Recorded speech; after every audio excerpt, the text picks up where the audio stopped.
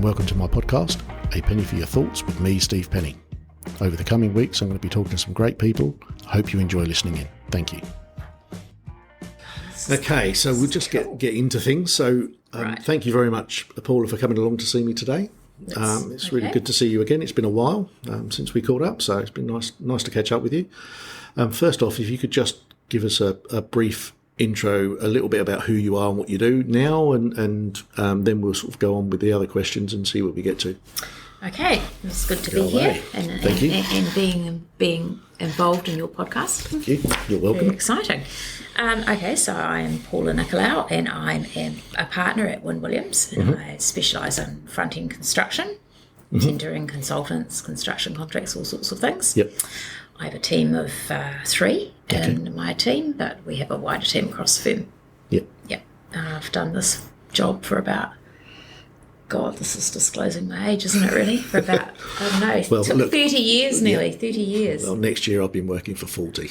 Oh, well, you look much older than me. So. Thank you. 30 years, and I love it. I love practising law. It's I always think of other things I'd like to do, but I love practising law, and it's good working in the project field. You see things being built and done or not done. Have you always been in construction law?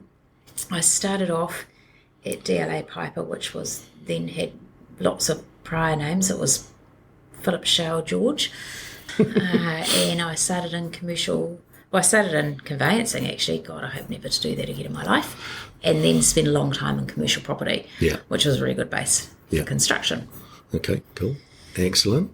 Yeah. What about the home life? Okay, I am married to a Cypriot. Okay. So we eat lots of food and have lots of big dinner parties. And I have 2 children. Andreas, who's 21, he's 50 in med school, so I never see him. He's working like a slave. Yep. And I have my lovely daughter Alexandra, who's 17 at St Margaret's College here in Christchurch. Right. And she is very much an academic and is threatening to do law, which I am persuading her not to do, but she's very into law and politics and all sorts of things. So, lots on the horizon. You need good people in those fields because there's too many bad people in those fields. There is. I totally agree with that, and there are a lot of people that give law a bad name. Yes. So hopefully I'm not one of them. No, definitely not. Not in my experience so far anyway. Okay, good. Good. Excellent. Okay. I'll just in terms of so you've been in law for pretty much since university. You did a law degree, but what actually attracted you to go that route in the first place? Would you say? Well, I was actually a legal executive before I went to law school. Oh, right. And, okay. I grew up in Palmerston North, which probably explains some of my odd behaviour. I left there when I was 21, which was obviously far too late, but went straight to the big smoke, Auckland, and got a job as a legal exec after I'd finished my training in Palmerston North, and worked in a law firm up there. And I remember one day this young lawyer at Chapman Tripp said to me, Halsbury's Laws of England doesn't, agree with what you're saying. And I was like, I don't know what you're talking about. I think I'd better go and find out. So I cruised on down to Auckland University and, to the law school to see what doing a law degree was all about. And they were better dressed than me. And coming from Palmerston North, I thought, I'm not going to be able to cope here. So I moved to Wellington to go to law school there, which was more my kind of scene than Auckland University. And I did my law degree and my BA in international politics and worked 20 hours a week because I was used to having some money, so that was quite a big full-on job. Yeah. Yeah, and so this made me go into a law degree, which I absolutely loved. And, best years of my life, really. That's good. Apart from having kids. But apart from having kids. You have to say that, don't you? Yeah, I do, because they might listen. They might hear it, Yeah. It was interesting. I knew I didn't know enough about what he was saying, and I needed to go and learn some more. Figure it out. Yeah. Very good. That's really cool. Okay, excellent. And if you were looking back over your career, what would you say is the proudest achievement? What's do you think I'm really glad I was involved in that? Well, God, there's quite a few, really. That's good. I worked on the first PPP in New Zealand. Okay. That was with a partner, Alex Guy from DLA Piper. He'd come across from England and worked in Brisbane. Yeah. That was a real learning curve, learning what a PPP was all about. Was it prisons? So it was a school. No, it was the schools. Yeah, that's right. A massive PPP for a low-value project, which Which That's why it didn't work. Which is why it didn't work, yeah. But and we were actually acting for the builder Hawkins at the time, Hawkins Construction. So yeah, that was I had a limited involvement in that, but that was really early on in my construction career, and it was just kind of blew my mind as to what was out there in the market, you know. And even though it was quite hard because we had me in Wellington, Alex Guy in Brisbane, his senior associate in England. So, you know, I'd finish work and then I'd start getting ready for bed at 2 a.m. and she'd start calling me. So I was kind of like a 24-hour job. And that's all we did for about 8 months is that one project. So, that's probably the biggest, probably not the proudest achievement, but one of the most exciting projects to be involved in, just as launching you into construction. Yeah. Okay. Very good. Yep. Okay. And, anything else? Oh, like lots of good projects, really, like doing the cruise berth at Little Port. That was really good. Working with Mike Simmers, who's in charge of that team out there. Really practical guy, just, you know, good to get it sorted, good working with those people that are really practical.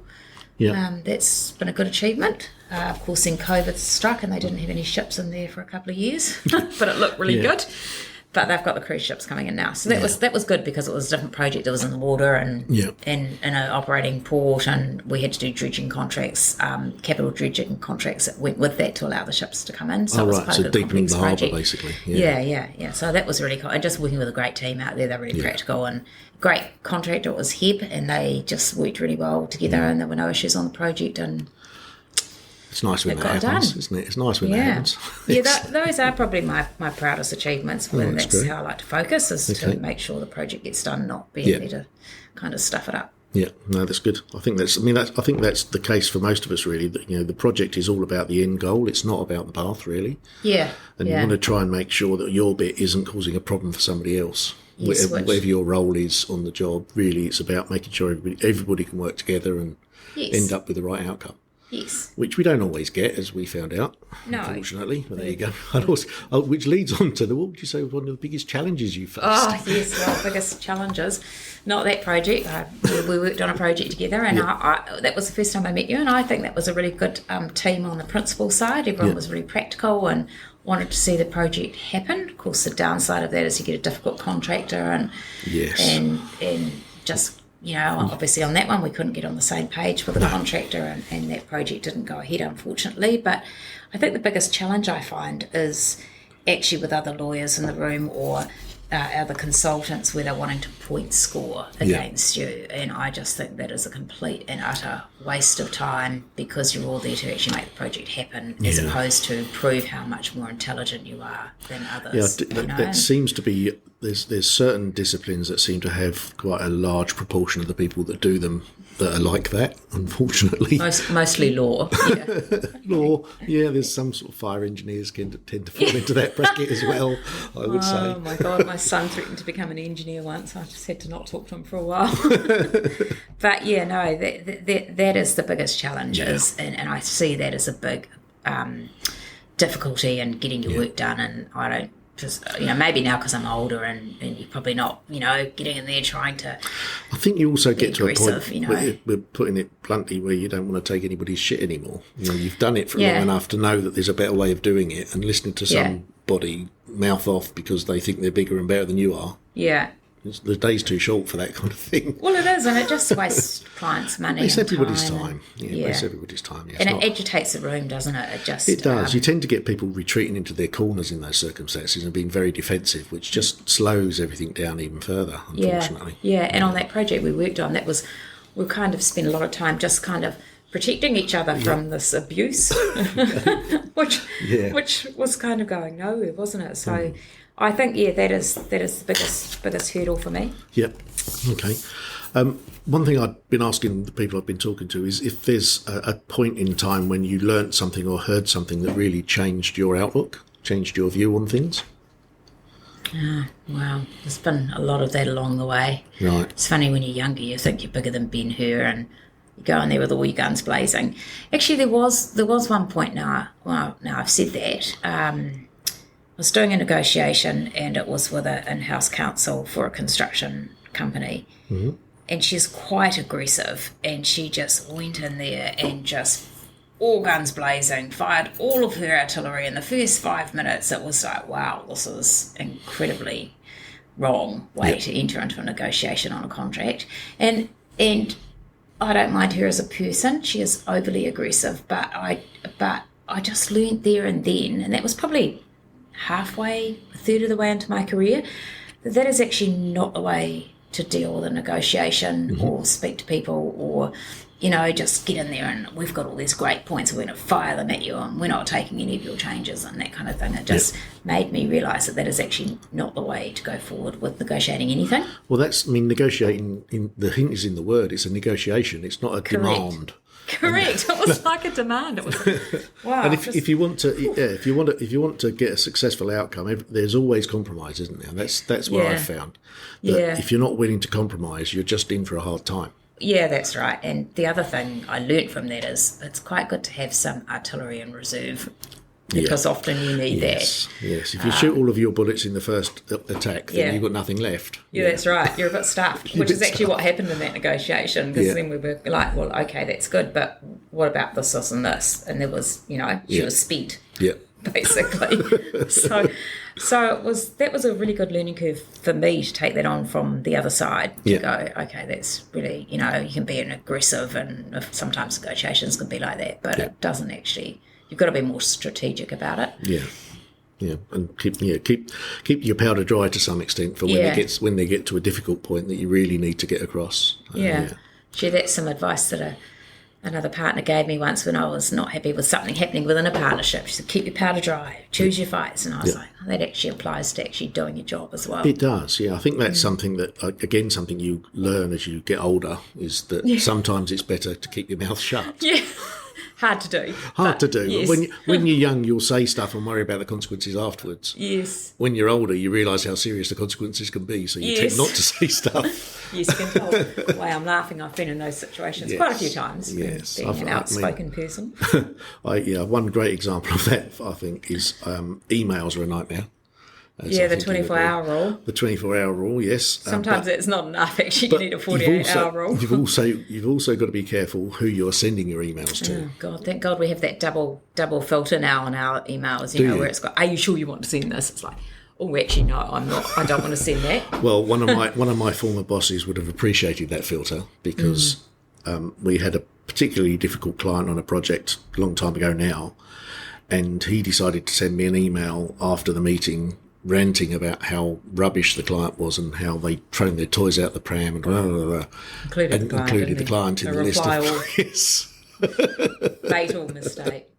He then had to go into a meeting and apologise profusely to try and not get us kicked off the project. Yeah, that's pretty hard, isn't it? I remember when I first moved to Christchurch 10 years ago, worked next to this wonderful partner. He was quite formally spoken, but he was such a character. And he sent this email. I was in the office next to him, and he goes, Jacob, how do I retract an email? He was trying to learn how to use it. And Jacob, the young graduate, went in there and said, I don't think you can. What do you mean I can't? I need to retract it like now. It was hilarious. Obviously sent to the wrong person. Yes. Yeah, definitely sent to the wrong person. Excellent. So if you're looking back on your career again, have you always worked in New Zealand, actually? Yes. Not a big traveller. Not a big traveller? I've only been to Australia. Right. For what, working? No. Just shopping. Just shopping. No, I've only worked here, and I went to university because I was a legal exec first. I went when I was 25, so when I graduated at 29 or 30, I thought I should better get a job. And actually then I was being interviewed, and I just got married and thought, I'm really old, it'll take me forever to have children. I was on my third interview and had to tell them I was pregnant, and that was the end of the interview. So, and that was in construction, so that was a bit of a shame. I do love my son. I do blame him for that sometimes, but, when he gets angry with me. You ruined my career, but I do have a nice career. So it would have been great, but I've learned so much here, and construction has really been a field that's developed in that time. Yeah. So it's been really good to be involved in that. Okay, cool. What I was going to ask is, if you looked back, who would you say were the biggest influences in your working life? Oh my God. So busy working, I don't know if I can remember working so many hours. Somebody that you'd say was a really good mentor for you, maybe? I would probably say that was Sharon Skinner, who's still a very good friend of mine. She was the commercial property partner I worked with at DLA, which is Phillips Fox then. She was She was very, and still is, very considered, an absolutely star of a lawyer. Like, she's commercial property, but she does reserves and Public Works Act and leases and, title. She does the whole sweeping range. And we worked on quite a few construction contracts together where there'd be a development agreement and she'd work on the lease side of that and the attaching lease, and I'd work on the construction side of that and the attaching construction contract, and that was kind of when we were just getting into it. Yeah. And so we learned a lot from each other. So even though she's now in a different firm from me, we still work, like we've got one client where we share the child, is what we say. We've got joint custody of the child. And that works really well for the client as well. So, she's been a great role model. I used to go to her with, look, I've got this difficult client, how do I deal with them? Or she gave me some sage advice on that and how to deal with that and still get the work in, which was actually really clever. So, she's just a lovely person, extremely good lawyer, has never been a point scorer, does a fantastic job, clients love her. So she would be my role model for that. By the sound of it, someone that you would still go and ask advice from if you needed it. Oh, absolutely. So she's actually become one of my really good friends, and my other one is my really good friend Tracy Cross. We were both senior associates at DLA Piper at the same time, and she very much she's just retired from DLA Piper and has her own firm now. She's in the financial markets area, which I totally don't understand, but she is amazing and just always getting out there and saying you've got to, you're always really good at what you do, and has driven women in law and at DLA Piper and places internationally and places like that. So she's just a really good role model for women getting out there. I'm actually doing a presentation in a month's time with Brigadier Lisa Ferris from New Zealand Defence Force. She is in charge of the legal services for the NZDF. Okay. And one of our own marketing team at Wynn Williams on sleep. So we're doing it on Lisa Ferris, and tell us about, how you got there. So I think she's the only second brigadier in New Zealand and the only second woman brigadier and the youngest, I think, to get through a male-dominated field. So she'll be really interesting to hear to talk about. And then Isabella in our marketing team is going to talk about the importance of sleep for women and things like that. But it's more like celebrating women than successful women. I am actually really tired of hearing about women in law seminars and how these lawyers stand up there and say, you can do it all. The NAWIC for the National Association of Women in Construction. I mean, I think, I absolutely understand that there is a real issue around pay equity at the moment, and that's been an issue for a very long time. Yeah. And I think your comment regarding the interview when, you was having an interview and then on the third interview you were pregnant and that was the end of the interview. Yes. Well, that in itself is an issue because it shouldn't be. Absolutely. If you're the right person for the job, then you should get the job and then deal with the pregnancy as, because that's part of life. Right. That's right. But to hear you say that, that was the end of the interview, it's kind of like you'd almost expected that was going to happen. Well, I kind of did. I knew that would happen. I knew that would be. And honestly, that was, as soon as I told them, we were like just starting off our interview. And I mean, I'm on a third interview just to say no. But that was kind of how it was in those days, because, do you think it's changed? I think for those firms it's changed because they've realise, they've had to over time. Yeah. And it's definitely not like that where we are at Wynn Williams. We have a good policy, and I think most law firms have a good policy on that. And I think that has definitely changed from that aspect of it. And the senior associate that sits next to me is a bloke, and he's going on leave to look after his child for 3 weeks, and have a month off to do that. So I think that's kind of really normal now. It has been normalised a lot, I think. Yeah, and me, it actually shouldn't even be a conversation. We should just get on with our jobs. Yeah, exactly. I think that's the thing that really equity is only going to exist when everyone has an opinion and everyone's opinion is as valid as anybody else's. Yeah. Until you get to that point, there's not really equity, and it doesn't matter whether that equity is over race or sex or religion or whatever it may be. And I think, we've got a long way to go in that space still, unfortunately. Yeah, I think that's right. I think that, like Te Reo, that's being recognised now. There's a lot of firms that aren't good on that. And we're we acknowledge we're not good on that. We're making a big effort to actually rectify that and get people, learning and understanding cultural importance, and not just for Maori, but for all sorts of cultures. All sorts of cultures, yeah. And I think, New Zealand is kind of behind the eight ball in a lot of fields, not just law. Yeah, I mean, it's one of the things that I've seen recently. I've been involved in a couple of board to governors type roles. One that I had was very much focused on men's mental health, and we had a session talking about whether or not we should actually have a separate board of governors that was focused on Maori needs. Wow. Because the mental health for Maori is a major issue, and the people that were on the board that were, like me, white Europeans, not like me, but the white Europeans on the board, the older members of the board, totally not interested. Wow. Amazing, It was just, we don't want to be undermined by this, but actually you're missing the point, really. Yeah. It's actually being inclusive. It's being inclusive, yeah. I mean, there's different, because the thing about the cultural differences that I'm only just learning at my sort of 55th year is that those cultural differences affect everything. That we have a board meeting, and that's kind of normal Western behaviour, but that's not everybody's behaviour. No, that's not how the Maori deal with issues, for example. Yeah. But if you try and force them to do things the way you want them to be done, then you're not being inclusive. Yeah. It's interesting, isn't it, how that's still just not discussed, especially with the mental health issues. And I mean, I guess, and for me in law, I think that's still a really nasty It's taint. a high-stress job. If there's a mental issue, mental wellness issue, mental health issue, I think that's still really frowned upon, which is really disappointing. Because you've got all these sports stars going, look, John Kerwin, I've got mental health issues, I've got depression. Yeah. It's still not widely accepted, which I think is really disappointing. I think percentages are high in New Zealand. I think it's the statistic around male suicide versus female suicide is about 80% of suicides in New Zealand, in fact, globally, is men. We're one of the highest countries, aren't we? Yeah, we have a lot of suicides, but the proportion seems to be fairly consistent around the world, that mostly it's men that kill themselves. And if we're not dealing with that, then we're really not doing a good job by our men. Yeah, exactly. And it's interesting. I mean, I haven't even looked into the reasons as to why that is. I'm sure my husband would have some comments on that, but a lot of it is the harden up attitude that you get. Don't discuss anything. Don't talk about it. If you're getting blokes bullied, don't cry. just toughen up. You're acting like a girl, and all those comments you get when you. I mean, it's not the case now, but certainly when I was growing up, that was certainly the case. And I think that's still there. And I mean, mates in construction raise that on construction sites. And I think that's a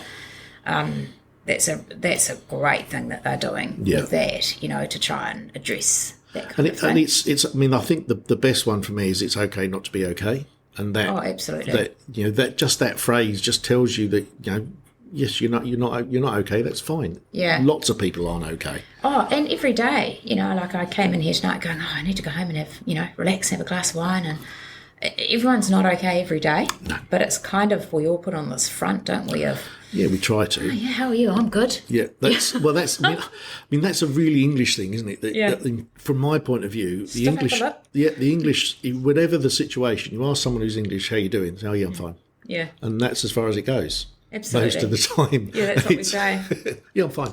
Yeah. When in reality you're having a real problem at home, work's been really shit, your dog's just died, yeah, I'm fine. God.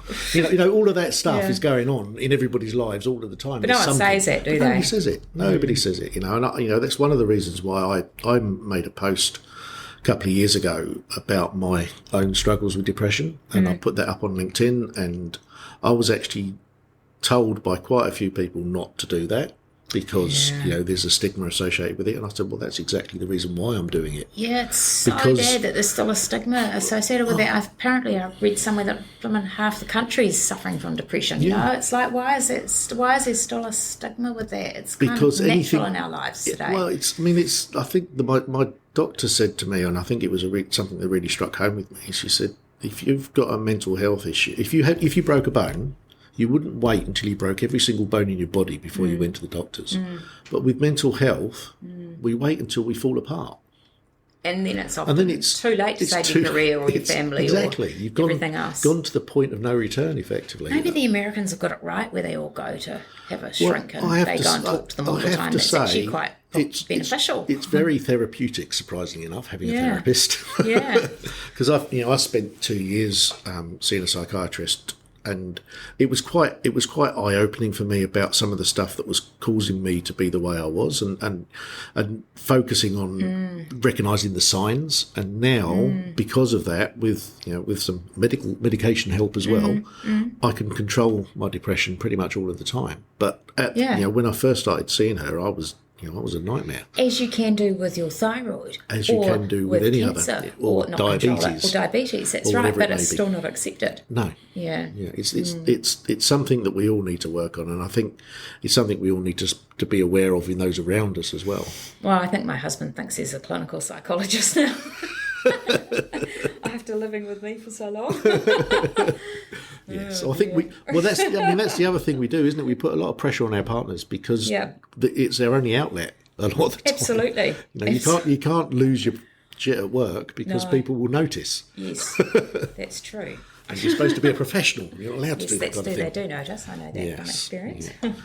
So, on the subject of recharging, what is it you do to get out of work? Because being a lawyer is not a stress-free job. So it's a very stressful job. I kind of have that ingrained in me now after doing it for so long, but I do recognise that in the younger ones coming through, I can see where they're getting a bit stressed, and I was like, I used to go and worry about that. I don't worry about that anymore. Yeah. But you have to still recognise that. So what do I do?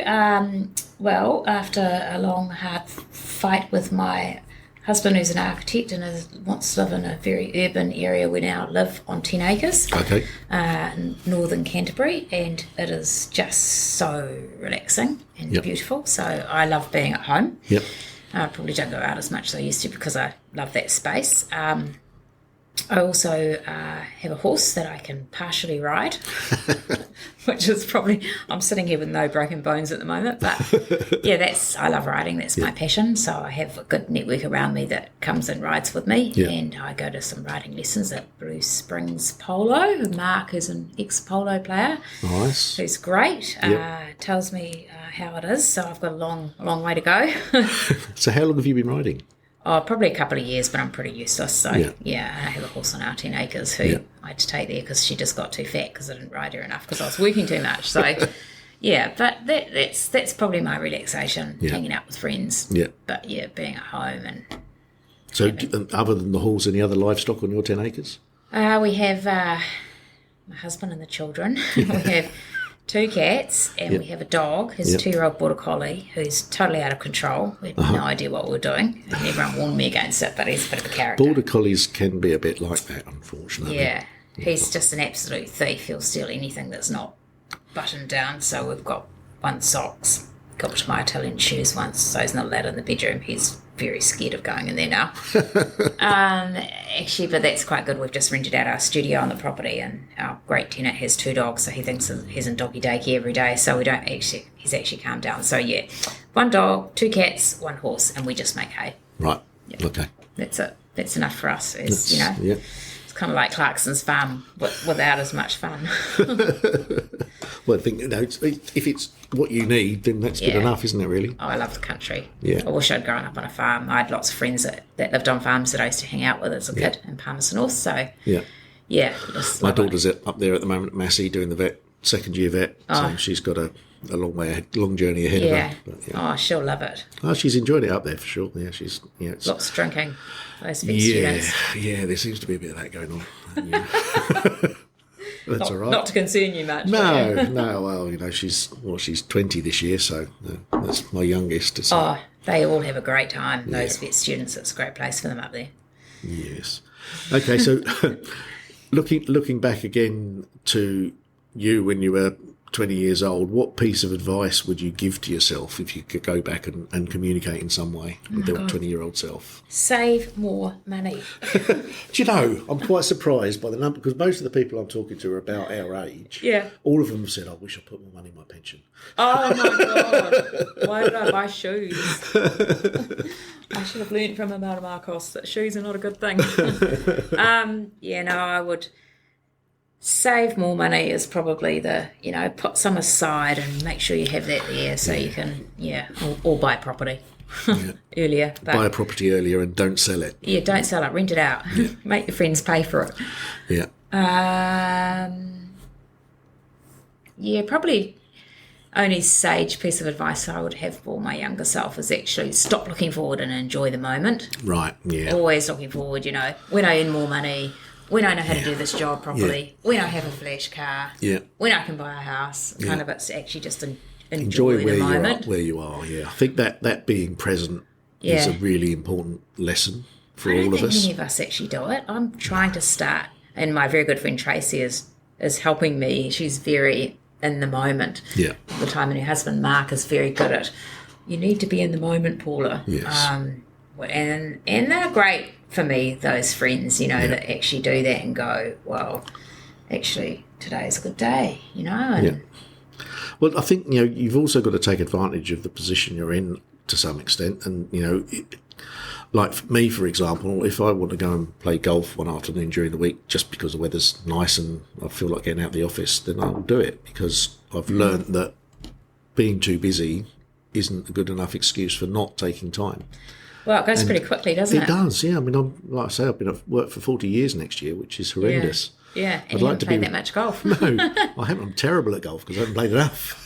So I want to get out and play some more. Look, that's true, and there's always time.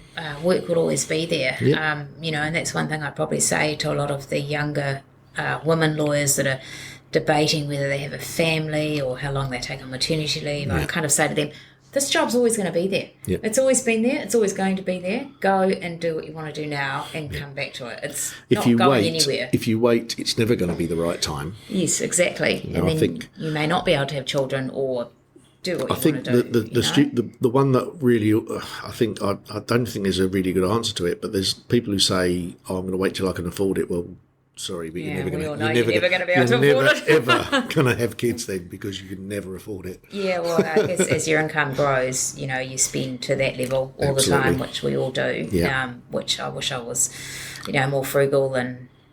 Oh yeah, but again, not entirely, because I think you need to live life. You need to. Yeah, I think that's part of being in the moment, isn't it? If you just only focus on having enough money for when you retire, what are you going to do now? Yeah, because there's a long time between now and retirement. Yes, that's right. If you're not enjoying what you're doing and not taking time to go out and go on holiday and have the nice things you like to have, then what actually is the point of working as hard as you do? I think that's really important. I think you have to live life, and if that, there needs to be a balance. It's not all about earning enough to retire and not all about spending everything you've got now. Yeah, it's somewhere in between the two. Yeah, I haven't quite managed that balance. I'm still spending more and not thinking about my retirement. But bank manager's telling me I quickly have to change that profile a bit. Yeah, I think there's a lot of us that are in that boat right now. That the pension fund that we all thought would be fine later is now here and not fine. Yeah, it's like, shit, got to pay off a mortgage in 10 years. Yes. But that's all good. All good. I'm on the right path, and, that's good. But, I think living in the moment is probably the most important thing. It's really hard to do because you're always looking at when I'm, going to be able to do this. When I've saved more money, I'll do this. And you really focus is always day, And I think that's true of anybody that is sort of career-minded in any ways. You're always looking at what's the next step. And, all the time. And... I guess I'm fortunate that I've kind of reached the level that I wanted to reach now. Yeah, me too. And so I don't really need to. I mean, the next step for me is actually retirement. Oh, I'm nowhere near that. No, I know. But no, I've got years to go. But that's the next. That's exactly it. That's it. That's where I'm from. Between now and when I stop, the focus is making this work so that I can retire. Yes. And so it's not that I'm not looking for my next career move. Yes. And so I think that's changed my focus quite a lot. And it's, I want to enjoy the next few years, do well, and then retire, and then enjoy my retirement. Hopefully, do you think you'll entirely retire? Well, that's a good question. I don't think I will entirely retire, but I don't think I'll carry on doing what I currently do. One of the things that I'm keen to do is actually get involved more with boards of directors and actually try and find a few paid board of director roles, because that's the sort of thing you can do anywhere, and with all the remote access you can get now with Teams and Zoom and whatever else. So my ideal scenario would be have 2 or 3 paid director roles, which means I'm probably doing about a week's work a month at most, and then spend the rest of the time in the house that we're going to buy in Tuscany in Italy. I was going to say, is it south of France? Okay, I'm coming to visit. But I think that's really good, actually, because, I mean, like as much as I love law, I would like to do something different as well. Yeah. When I eventually, it's interesting how we talk about retirement, like when we retire, it's not like when our parents retired, they just stopped working. I think that would be the death for a lot of us. And there are some people I know that are lawyers and their whole life is law, and when they retire, they are actually going to die because there's nothing else for them. And I would not like to be in that position. No. I think I've got lots of things I'd love to do. And that's something that Chrissy, my wife, and I have really thought about what we want to do, and what we want to do is travel. And New Zealand is great to live in, but it's really expensive to travel from here to anywhere. Yes. And it is, and it also takes you a day to get anywhere. Yeah, really. And then 2 days to recover. So we like the idea of being somewhere more central, and Europe attracts us because of all of the history there is. We're not sort of that outdoorsy, but we do like going to places that have been around for thousands of years. That have got that depth of history. Yeah, and Europe is full of that. So and as you say, you can do your directorship roles from anywhere these days, and it's so accepted, which is, just taking a world pandemic to make that acceptable, but it should have always been the case. But that's great. And you can do that and then offer your experience to those roles as well, which is, I think, a really good part of giving back. Well, that's exactly it. That's one thing. Part of it is it gives me a source of income, but the bigger part of it for me is that, I've been around in the industry I'm in for 40 years. I've learnt a few things in that time. It's a lot of experience, isn't it? Yeah, there is. And there's a lot of grey hair that's been caused by that experience. Trust me, when I get cut, it's all grey.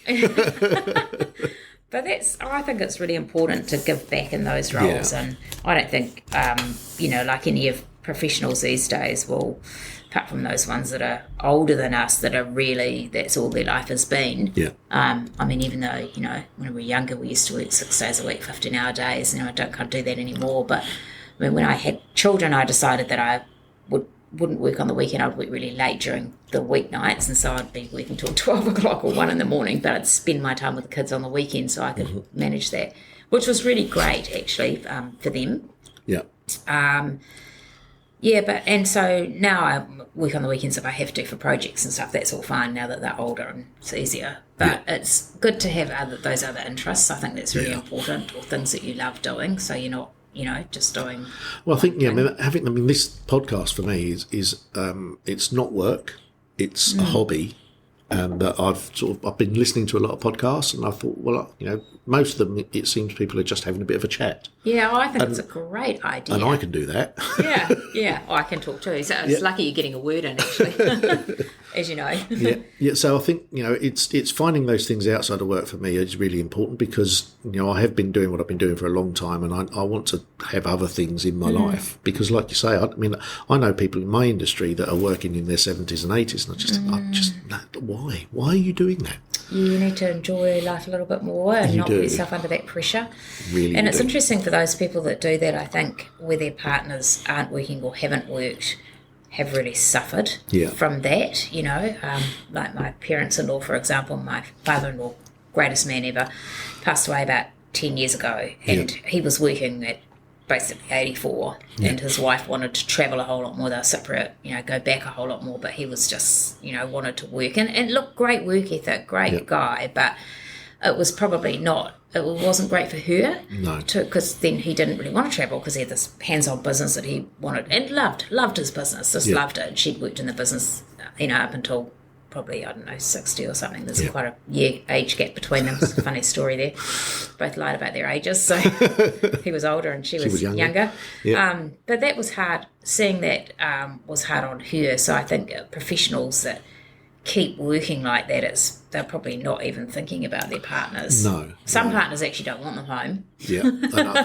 That's also true. Yeah. That's also true. I mean, I look back to my sort of maternal grandparents.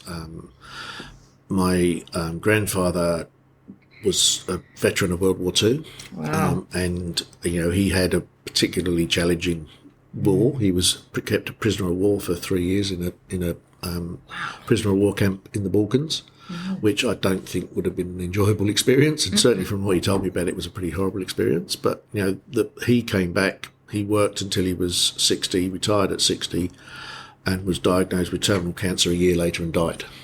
Wow.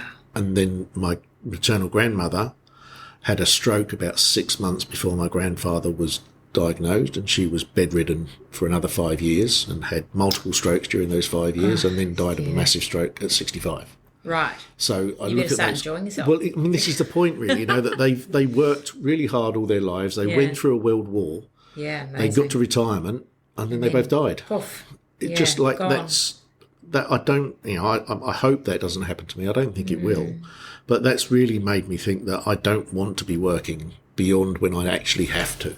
Now, I'm not looking to have so much money in the bank that I can, live on a yacht in the Maldives the rest of my life. I bet you wish you'd saved more now. I do wish I'd saved a lot more now. But the point I'm trying to make is that I'm not going to keep working just because I want to get that extra dollar. I'm going to stop as soon as I've got enough. Yeah. Because enough is enough. And merge into that lifestyle, isn't it? Exactly, And go back to it if you happen I think, want to, if you're bored or whatever. There's that's the whole thing. There's no I can be a consultant. Set. Yeah, exactly. There's no set regime for us as professionals going forward. I think that, and the experience doesn't go away, does it? Yeah, that's right. You may not be able to do all of the design stuff because the technology's changed, but the experience doesn't go away. That's right, and that adds a whole lot of value to people that haven't got that experience. It's like that old adage about the guy with the boiler. Do you remember that one? No.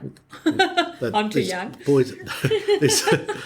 This business has got a boiler. Well, I think it was a university or a hospital. They've got this boiler that they've had installed and it doesn't work. Yeah. And they've had all sorts of different people come in. Don't understand why it doesn't work. Yeah. And in the end, they call this old guy who's been around forever and knows everything. And he comes in and he looks at the boiler and he gets out a hammer and he taps the boiler in one location and then gives them an invoice for $10,000. Yeah. And the guy said, "What's that? How can you justify your $10,000? And he said, "Well, it's $1 for the hammer and $9,999 for knowing where to hit." Yeah, it's my experience. It's the experience, exactly. And that's exactly it. If you've got that experience, it is a value. And I think we all undervalue ourselves a lot. Yeah. We have that. I mean, I certainly have that imposter syndrome thing where I don't think I'm good enough. Well, that's really interesting to hear that, because I know a lot of women suffer from that. Yeah. Imposter syndrome all the time. Even my daughter, I have to snap her out of it sometimes and go, "Of course you're doing really well. Look at all your badges. I can just about hardly lift up your heavy metal jacket, which is your actual blazer." Because of all the stuff you've achieved. Because of all the stuff you've achieved on it, yeah, exactly. But, no, I'm not that good. And it's really silly that we're like that, and I wonder what it is that has caused us to be like that, because we are really good at our jobs. We are. You're fantastic at your job. I'm fantastic at my job, and we've got to celebrate that, which is why I want to do this whole thing about celebrating women's achievements, not focusing on how hard it is, focusing what's been achieved. Because I think you'll find that I would say that it's more inspirational to hear about what people have achieved than it is to hear about how they've struggled.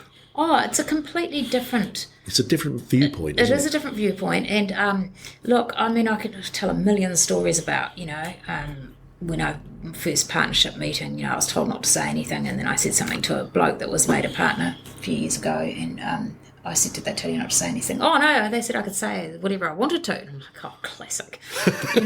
Brilliant. But of course I ignored that advice and ripped right into it in that first meeting, and as I do. But I think it is just, I think these days we need to, it's that passive, don't be passive writing kind of thing, be assertive about it and actually celebrate what we're good at, so we're not, and that's that whole thing about depression as well. If we celebrate our successes, which not a lot of people do. No. Even the small ones. Yeah. Even the small ones. Oh, you're too egotistical, or you're, one thing I've learned is, if you don't blow your own trumpet, other people won't. But that doesn't mean you have to be arrogant about it. It just means you have to celebrate those successes. And it's keep doing enjoying doing a good job is not being egotistical. That's right. It's enjoying doing a good job. Even if it's job satisfaction. Let's go and have a drink after that. When we get a project to financial close, let's go and have dinner. And, and that's all really good. And I think it goes a long way. Certainly in our sort of more senior position we're in now, it goes a long way if you celebrate the success of the more junior people in the office as well. Absolutely. And I think that's what we need to do, because in a lot of industries, like I was on a panel for the women in engineering, last year, and I got myself onto this panel late because I found out about it, and I said, can I be in the panel? And they said, oh, absolutely, that's great. And there was a guy on the panel as well, and he was really, really good. There was this room full of women in Wellington. Oh my God, there was a huge number of, oh no, actually it was Auckland, huge number of women in there, engineers, and that's a hard role. I'm not trying to hark back to the woman thing after I said it wasn't an issue. But yeah, it was just, it was great about, all these panellists who were amazing people just saying celebrate success. Yep. Just be yourself, celebrate success. And I think that that's what we need to do as a positive thing. Yeah, there's too much focus on the negatives and not enough focus on the positives. I think we'd all be a lot better off if we actually enjoyed what we do well and didn't worry about what we do badly, because you have to learn from what you do badly. It's falling off your bike, it's all that kind of stuff. But and I think, like you say, celebrating the success of our young people in our firms or industry and stuff like that, that's great, because often that just goes, we're all working hard and you're focusing on what you're doing wrong and get that right. And I think that kind of dovetails in with that whole depression thing. You can say a lot, well, this didn't go so well, but hey, that was a great job, and good. And well, I think that's one of the things that is literally that I was told by my therapist was actually, when you get to the end of the day, sit down with Chrissy, my wife, and talk about one or two good things that happened, and it doesn't matter what they are. Yeah. Just focus for a little bit of time on what happened that went well for you. Yes. And do that at the end of every day, and it changes your outlook. It's that positive reinforcement. It is, yeah. A lot of people say that's absolute fluff, but I actually am a true believer that actually helps you, because if you focus on the negative every day, you're just going to become a pretty sad person. Well, look, for me in this business, I last year I was really struggling with a lot of different things, and I was speaking to a business mentor that I'm working with, and he said, well, you're saying that you're not winning enough work. How do you know that? What data have you got to support that? So I then went through and looked at, because I was feeling like we were never going to win a job again. It just wasn't happening. And I went through all of the bids that we've put in over the last sort of 4 years, and my win rate is about 50%. That is actually really, really high. That is really, really high. But it was in terms of value, it was about the same as it was in terms of the quantity of bids as well. So I was winning 50% of what I was bidding for. Yeah, that's great. So it changed my perspective on how the business was going massively. But it's funny, isn't it? And if you go to work every day with that positive attitude, changes everything. Something will come out of it. And look, I my friend Tracy in Auckland, I give her a hard time about going to see spooks like she does, even she calls them spooks. But sometimes these people they just look at things differently, and that's a really good way of dealing with it. Changing your perspective. It's another thing that helps you deal with any mental health issues as well, is changing your perspective. And one of the things I do quite regularly is I'm starting to feel myself slipping. I'll go out for a walk. Yeah. Yeah. Because I'm changing my perspective. I'm just going out of the office, getting away from the situation that's causing me to feel stressed. Yes. Taking a few minutes for myself, getting a little bit of exercise, come back, and then things are easier to deal with. It's just having that break, isn't it, from the routine? And it's easy to sit at your desk and be there all day and not do anything, not anything to eat. Yeah, you don't go out and buy some lunch. Yeah. And maybe have a cup of tea. No, you don't. You get to the end of the day, you're exhausted and you feel like you've achieved nothing. Yeah, that's probably what you've achieved is nothing, because sometimes I'll take work, and Sharon Skinner's a great one for this, because she goes across the road to Mojo, and often I'll take work to a cafe and sit there and read it, and it's just nice having that white noise around you sometimes, and not people asking questions and things like that, so you can... it's just working in a different environment, and there's nothing wrong with that. Yeah. And then I'll come back and I'm like, oh, that was good. Yeah. Got that job done. Here you go. Yeah, absolutely. And just clearing your head is always a good thing to do. And talking of clearing your head, one of the other questions I wanted to ask is books. Do you read books? I'm hopeless at reading books, because I read for work all the time. Yeah. And my son gives me such a hard time about reading picture books like a child, like magazines or design. I love interior design, so and landscaping. So he always gives me a hard time about reading these books with no words in them. They've just got pictures in them. I have to remind him that I am a lawyer and I can actually read. Yes. But because I do that for a job, I was probably actually never really good at reading a lot of books when I was younger. And I remember when I went to law school, people used to say to me, oh, but you don't read very much and you'll have to read these 300-page cases. I went, oh, no, I won't. And of course I did have to. And they were frightening, And I remember one instance where we were all in the law library highlighting this massive case, and someone came racing in and said, the lectures have been cancelled, and about 50 students put their hands up, and there was this great sigh of relief because we're all trying to read this. So I felt like I wasn't alone at struggling to read these massive things. But no, I never really read books when I was younger, and so I read a lot for work now. So I do try to read one book over Christmas every year. And my book over last Christmas was Widow Clicquot. It's all about Veuve Clicquot, which is Veuve's widow. Yep. I only got halfway through it though, and it's just someone else writing about her life, which they've done research on her and kind of worked out where she came from, all the rest of it. And it's a really interesting. Not a large book. I'm only halfway through it though, but interesting read. Yeah. Yeah, and about a woman in that industry and how she changed it. And changed the champagne. And then left nothing to her daughter. Yeah. It's weird. Yeah, changed that.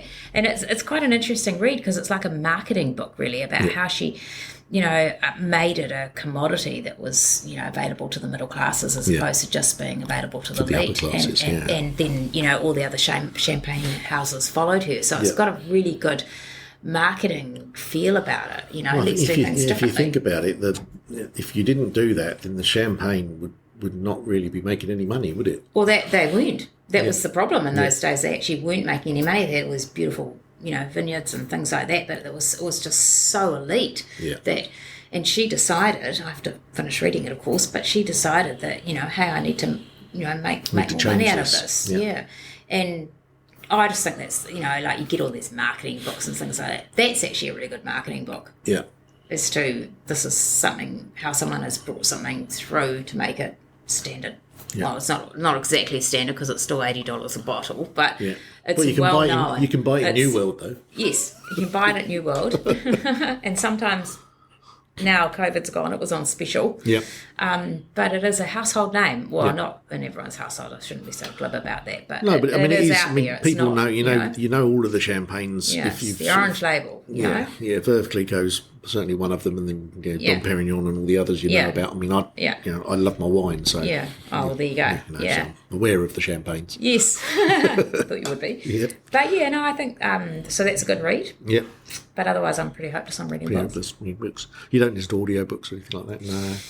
No, I do on the ride on Moa, though I am listening to some podcasts, so I can't wait I might skip this one, but I can't wait to hear all the other ones that come out. So I do on my ride on for a couple of hours. That's a bit of escapism for me because no one comes near me, including the dog. Yeah. It's a great way to listen to what people are doing, and podcasts are great, aren't they? They Just are, a great way to hear about different views on life. Well, I've been listening to one called The Infinite Monkey Cage, which is Professor Brian Cox and his sidekick, whose name's Robin Innes, who's a comedian, and they have 3 or 4 guests on every show, and they're talking about scientific issues. What they're trying to do, the whole point of the show is trying to make science more accessible.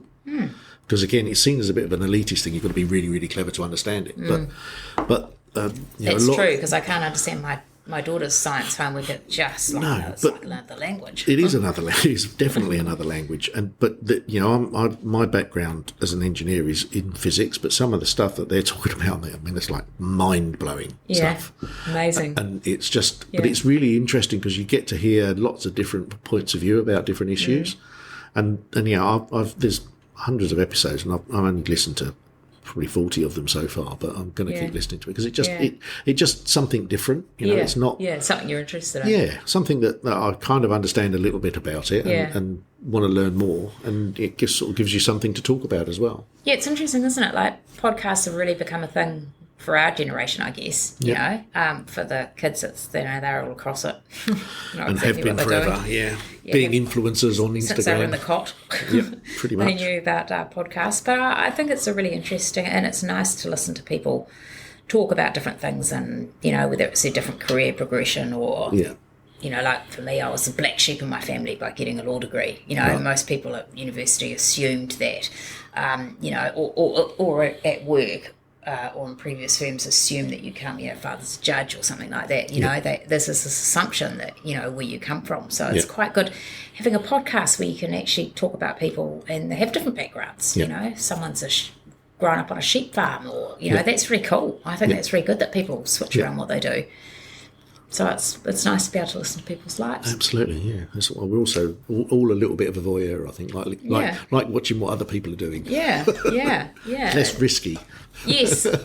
Yeah, but really interesting as well. It's like going to the ballet. I always, or any play, I just sit there kind of, and it's mesmerised, and you actually forget where you are when you go, or you watch a comedian or something. That's what I mean. I've found that with I used to be an avid reader. I don't read as much now, but one of the reasons I got into reading is exactly that, for the escapism. Like, I really immersed myself in a fictional story and being really involved with the characters, and it allowed me to get out of some difficult situations when I was younger. Just having that place to go, where I was more in control of things. Yeah, see, as a lawyer, I think I'm too analytical on those books. Like, that can't be right. That's not right. That's illegal. That's not going to happen. Well, that's why I like reading fantasy and sci-fi, because the laws of the current world don't really apply in that circumstance. Laws of reality. Yes, exactly. Yeah. Oh, so, funny. Just sort of on a similar theme, musicians. Do you listen to music? My husband would say, "Can you turn that girls' music off?" Right. Okay. Taylor Swift, all that kind of thing. And actually, my good friend Tracy and I took our daughters to Taylor Swift in Melbourne. God, probably 10 years ago. Great concert. Yeah. But I'm a bit eclectic. He'll be rolling when he hears this, because he'll go, "No, you're not." But look, I love the Clash. Those kind of bands. I just think that music's great. But I sort of like, Blondie, growing up with Blondie, all that kind of stuff. So I like to have the music on loud. Yes, me too. In the car. Yes. Kids get in and go, "Holy Mum, turn it down." Yes, Chrissy does that to me. First thing she does, gets in the car, turns the radio down. Yeah. I don't like the radio, because I hate ads and like on television. Like, I was watching something on TV on NZ On Demand. I just can't stand the ads now. Netflix has done that to me. Yeah. I think we've all become too impatient. Yeah, absolutely. So I push buttons on the computer really quickly when with the lift buttons. Yep. But I love music. Is there a band or a singer that you haven't seen live that you'd really like to see? It doesn't matter if they're dead. I don't go to concerts. Right. Other than Taylor Swift. Because that involved shopping in Melbourne, so I had an incentive to go to that. But you've been too much of a stereotype now. You know that. I do. I am a stereotype. I'm pretty conservative, actually. But I don't go to concerts. I don't know why. I went to see Split Enz in Wellington when they played in this tiny little hall, with all their makeup on and big shoulder pads, and that was really cool. But that would have been in the 80s then. Yeah, that would have been in early, probably 80s. But my husband loves going to concerts, and he's got quite an eclectic music taste, but he jumps up and down like a pogo stick, so it's so embarrassing being next to him. I just cannot go to... He's enjoying himself. Oh, I know, but I just cannot go with him. Going, "Oh my God," he took his niece once to the Rolling Stones. I went, I might have liked to have gone to that one. He goes, "No, you refused to come with me, so I'm taking my niece." And she loved it. Free ticket to the Rolling Stones. Yeah, that'd have been awesome. I'm not a big concert goer. I would love to have seen the Clash when they were younger, 20 years ago. Yeah. Not so much now. No, not so much now. No. I mean, I did go to see Bob Dylan with him, but I think Bob Dylan and Patti Smith. Bob Dylan was so incredibly stoned he just about fell off his chair, but Patti Smith was great. She was like the warm-up, but she was amazing. I mean, she's an amazing entertainer in her own right, but he was just... Well, I think he spent most of his life stoned, to be fair. He was just about dead on the chair. It was hilarious. Oh, God. Yeah, not a big concert goer. Right, but like music anyway. I love music. Okay. It has to be loud. Has to be loud. Yeah. Big beat. And that's possibly because I can't sing to save myself, so I'll be driving along in the car, singing away, so I can't actually hear myself. Do you know that outside of the car your voice carries a lot more than the radio does? Are you aware of that? That's really totally embarrassed now, and that's really unfortunate for people around me, because they will be... The speakers in the car are focused into the car, so the sound doesn't go out so much. Okay. Just so you know. I do. Especially if the window's open. Oh, God, something here and outside the house, that's pretty bad. And obviously when you're having a dinner party. The worst thing is if you're listening to music on your ride or mower with your headphones on. That's true. Luckily the mower is really noisy. It's not a really flash mower. It's really loud. It's a wee John Deere that's really loud. But I do remember once having in our antenatal class when I had Andrea, we had this girls' night, obviously lots of girls' nights. Yeah. And they said, we're going to do karaoke. And it was at one of their houses. I said, I cannot sing. And they're going, don't be so ridiculous. And then halfway through the night after we had lots of wines, they're going, oh my God, you really cannot sing. I told you, it was so bad. And of course, we'd go away on holidays with Mum and Dad and when we were kids. And Dad used to say, he couldn't sing either. And he was actually deaf in one ear, which is why we were all really loud. And he would still turn around and go, oh my God, who is singing off key? And I'd blame my sister the entire time, all the time. I swear to God, I thought it was her. And it was you. It was me. Completely hopeless. Yeah, I've been banned from karaoke in three different countries. So you always think you can get up there and do it, don't you? I really can't. I would have quite liked. I had guitar lessons when I was younger. I wanted to be in a rock band. I thought that would be really cool. I had a few guitar lessons, but I really struggled with it. I am left-handed, and the teacher was right-handed, and it just confused the hell out of me when I was trying to, because everything was back to front. And I can't.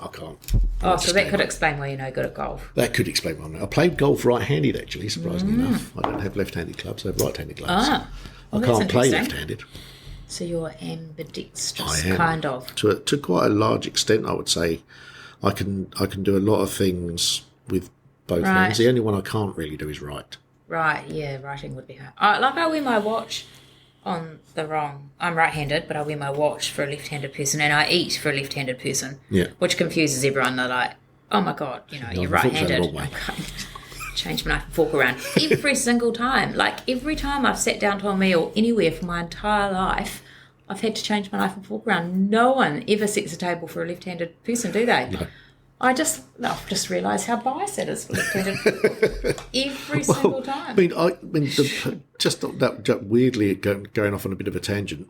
When I was at school, for just a couple of years before I was at school, people were not allowed to write left-handed. Yes, they tried to force. They tried to make you write right-handed. Yeah. Because. So your writing's terrible, is it? Well, my writing isn't too bad if I write slowly. If I'm writing fast, it's appalling. Oh, lawyers have bad handwriting. Yeah, because it's usually to do with speed, because I'm trying to get a lot of stuff done, and I've stopped writing because I've got a keyboard now. Yeah. You don't write as much. I don't write anywhere near as much as I used to. But it's hard. It's difficult to think that only a few years before I was at school, writing left-handed was banned. You'd have your arm tied behind your back and be forced to write left-handed. Can you imagine doing that to a kid now? Oh my God! It's torture. That's not allowed. It has changed amazingly in our lives, hasn't it? Really has. Things like I remember a young lawyer said to me, "Oh my God, what did you do before email?" And I did say to him, stone and chisel, but then I actually said to him, do you know, I can't remember. It was so long ago. I'll tell you what you did. I'll tell you what we did, because I started working... What did we do? Well, I started working in 1984. Right. At the time, the business I worked in had a telex machine. Oh, a telex. We hadn't got a fax machine yet, because they'd only just come out. We had no computers at all in the office, because they didn't exist. Yeah, amazing, And what did we do? We had typewriters and we used the postal system. Yes. And we would do our documentation. We'd post it off to whoever the client was. Oh, wasn't it great? And it would come in 3 days later. Well, they'd get it 2 or 3 days later. Yeah. They'd take a week to look at it. Yes. They'd send it back. You get it 2 or 3 days later. Oh, so much more relaxed then. Someone would say, I'm sending you a contract, so a week later you get it. Now it's like that. It's on the email. On your email, it's just still talking to them on the phone. Yeah. So our lives have sped up. I think I was talking to somebody recently, and he said, there's always been this idea that technology is going to give us more free time. No, what it's actually done is given us more access to do more work in the same amount of time. Yes, that's so true. So what we're doing is using the technology to make our lives worse. Yes, well, that's making it more busy and instead of making them better. Yeah, and it is true. You think about the fact that the first thing you do when you wake up is, in my case, go to the toilet because get older now. But the second thing I do is check my phone. It's the last thing you do at night as well. It's pretty much the last thing you do at night. Everyone's telling us get off your phone so you get better sleep, which will be quite nice for this function we're doing about having some sleep advice. And, right. Yeah, so that will be quite I think good. that's something we try to do with the kids is take the technology away from them an hour before they went to bed, which worked a little bit. But until they became teenagers. Then it was just too much of an argument. It's my phone. Exactly. Yes, but I'm paying the bill. Yes, well, I'm still paying the bill. Yeah. But interesting about that technology point, my daughter and her boyfriend who lives in Wellington, so she lives in Christchurch, they actually write letters, physical letters, and put them in the post. They talk on the phone every single night, but they write this letter so they get a little letter from each other. Well, that's nice. Which I think is quite cool. Really I nice, love getting things in the letterbox. Now it's just a bill. If they haven't got your email address. Exactly, yeah. Or it's a bank junk statement, mail. A bank statement telling you you're overdrawn again. Yeah, no, it's pretty sad, isn't it? Well, we used to have, I remember when fax machines, we used to have fax, so when I started off with doing conveyancing. Yeah. And it was a lot of fun in those days because you used to have to go and do a settlement with another lawyer and you'd get to know all the lawyers in person, and it was just so much fun, except for running around and doing settlements in the wet and cold and wind and all the rest of it. But, the fax machine was the main modus operandi for, communicating. Yep. And of course, if you had, there would be people that would jam up the fax machines if you had a backup offer, and that one was, the first offer was about to be, confirmed as conditional. People would jam up their fax machines, just putting rubbish through it, so that you couldn't actually get your condition confirmed on time. So the backup offer would come in. There was this strategic approach to jamming up fax machines, so you couldn't confirm things. I had a friend. Fear of not getting it through on time. It's like, oh my god. Yeah. I've got a very good friend in the UK, my best friend in the UK, who had a massive row with somebody about something that they hadn't done that they needed to do, and so on a Friday night he got 3 pieces of A4 paper, sellotaped them in a continuous roll in the fax machine. Oh my god! And just sent it to that person. And just kept sending it. It just went through the machine. So when they came in, the entire roll of fax paper was on the floor by the fax machine. The funny thing, and we had a lot of fun in those days. It's kind of like that's really gone now, but that's hilarious. The funny thing is, we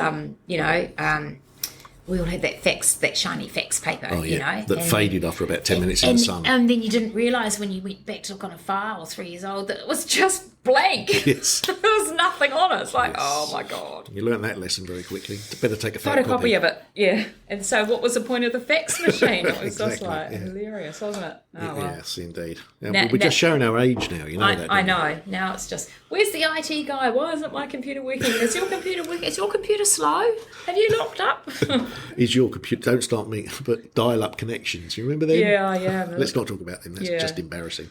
Yeah. Okay, so look, last question I've got is a travel-related one. You said you haven't travelled too much, but is there somewhere on the planet Earth that you'd really like to travel to? Oh, I'd love to go to France. You would? Yeah. I've got a little bit of French blood in me. Right. And I know people say they hate the French, but I love the French. Yeah. Because they just Me too. Don't care what anyone else thinks. They say what they want to say and off they go. I love it. I think they're great. And their fashion is absolutely amazing. And their food's pretty good as well. Yeah, and their wine. And the wine's pretty good. Yep. Now, I've been to France quite a few times, and it is Paris is one of the most beautiful cities I've ever been to. Yep. Surprisingly enough, I'd say that Wellington on a nice summer's day is probably also in that list of most beautiful cities. Wow. Because it is, if you're sitting out anywhere from the waterfront when the sun's shining, which doesn't happen very often in Wellington, but when it does, it's a really beautiful city. I know. I had 30 years living in Wellington, and every time, I loved living in Christchurch because there is no wind, and I know that Cantabrians go, oh, it's really windy up there. You've got no idea. You've just got no idea. But yeah, Wellington on a good day, that's the saying. It is absolutely stunning. I do miss the harbour. Actually, I have to say, all of the river down here. Because you don't really, beautiful, you don't really get the same feel with Christchurch and the river as you do with Wellington and the harbour. And I think amazing. Auckland, the harbour in Auckland is pretty good as well. But I still think Wellington's got something else. It's not as accessible. No, it's not. You can just go and have lunch on the harbour in Wellington. It's just great because it's so small, whether you're in Cuba Mall, whether you're in town, Lepke, it's kind of, either way. But, France would be my Any particular place in France? Oh, I don't know. Anywhere. I'd like to see quite a few different places. My daughter keeps threatening to, after she's been to university here, to go to university over there, and I'm thoroughly encouraging that so that I can go and stay with her for on her floor. Yeah, or sofa for a month at a time and relive my Well, I can studentship. highly recommend going to France, because what I found with the French people is they can be seen as being arrogant, but usually they're seen as being arrogant when you're shouting at them in English because you can't be bothered to learn French. And being really loud. Yes. Yeah. Well, my daughter is fluent in French and she goes to Alliance Française here and she does French at school and she does the exams outside of school. So she'll be telling me off saying she's fluent because she's going, there's no way I'm fluent, but she's very good at French. Yeah. And so, I have to have her by my side. And, as your translator. As my translator. Yeah. Could I please have a gin and tonic? How much are those shoes? But what she tells me, I'm trying to get her to teach me how to say those things. Because that's the only two things that matter. Yeah. Where's the bathroom? Where's the bathroom? How do I get a gin and tonic? Yeah. And how much are those shoes? Yeah, exactly. And how much is that handbag? Yeah, exactly. I do actually do some work during my day. I don't just job. But I will learn French, and it's good having like Alliance Française, and I'm saying that completely wrong, down here so that you can actually go and learn French. It's a great place to go and learn. So I will learn some French before I wind up going travel there. over there. Yeah, definitely. Me and Chrissy have set ourselves the task of learning Italian because we want to be able to speak the language when we go there. When you live in your amazing it's not going to be amazing, but it's going villa to be, that I'm coming to visit. It's going to be hopefully on the hillside in Tuscany somewhere, looking out at the ocean, which will be the Mediterranean. So awesome. Yeah, I think you've got to have an end goal. Otherwise, you're never going to get anywhere, are you? And it took me a while to work out what that end goal was, but that's what it is, and hopefully we'll get there. And open invitation, obviously. Obviously, well, I'll just turn up. Daughter in hand. It's good to have that. I think mine will be. I love living where we live now. Yeah. I love living in the country, and we have great neighbours, and it's a great street, and it's nice and flat, and it's just beautiful Christchurch climate, all seasons, which is great. Like waking up in the winter when it's, even though we don't get snow here, when it's a frost completely across the 10 acres, it's just, and we back on all the 10 acre blocks around us back onto us, so their house is kind of at the front, so you get a view massive of field. more than 10 acres, beautiful shelter belts that everyone's luckily built over the last 30 years, and just amazing as white paddocks. It's just and then I go, oh my God, have I put the cover on the horse? But I'd like to live there, but just travelling would be great, and I think my son will wind up working overseas. I don't know where our kids are going to end up. We've got 3 of them. I think Lucy, my youngest, is probably going to end up overseas somewhere because she wants to be a vet, but she doesn't want to be a vet in New Zealand. She keeps talking about wanting to work on a safari park in Africa, which would be amazing. Pretty amazing, So I think she'll be overseas. My son Jonathan, I'm not sure where he's going to end up at this point. He doesn't really know what he wants to do with his life. He's still not decided. But that's not a problem. No, he's 22. He's 22. So young still. Still young. But, so much pressure on them as to there is. what they're going to do. And people ask our kids, what are you going to do? And I'm like, just leave them alone. I don't care what they do as long as they're happy. That is. I mean, I think that is sort of carryover from my childhood. My dad asked me at 16 what I was going to do, and I said, I don't know. No idea. I've got no idea. And he said, well, you're not staying at home anymore. You're not going to stay home anymore. You're going to go and get a job. Oh my God! So that's why I started doing what I do, because he was working as a subby for the company that I went to work for. Oh, good. And they were looking for an apprentice, basically, a junior engineer. So that's how I started. But amazing. I wouldn't drag any of my kids into the construction industry, though. Yeah, I don't mind it actually. I mean, it's good. It's interesting. It's hard. It's changing all the time. I mean, we have so many things happening around us, like all the weather events in the North Island. It's changing the insurance landscape a lot as well. I think that's the bigger challenge. It's going to be a nightmare, isn't it? Yeah. Well, all the issues we had down here with the earthquakes, you're going to have exactly the same issues now with flooding, I think. And the part of the issue with that is that a lot of those places have been built within the floodplain. So surprisingly enough, when it floods, they get wet. Yeah, I think, if you're in the insurance industry, surely they're going to say, well, if you're built in a floodplain, we're not going to insure you anymore, just like erosion on the waterfront. We can't insure you because there is erosion, and that's it. Why would they do anything other than that? You can't really blame them. You can't really blame them because, they need to maintain their massive profits. Yes. Of course, we don't want to upset the massive profits of the insurers or the banks or anyone else. People that will be listening to this, they'll be going, and you lawyers, and you project managers, and massive profits, sorry. Absolutely.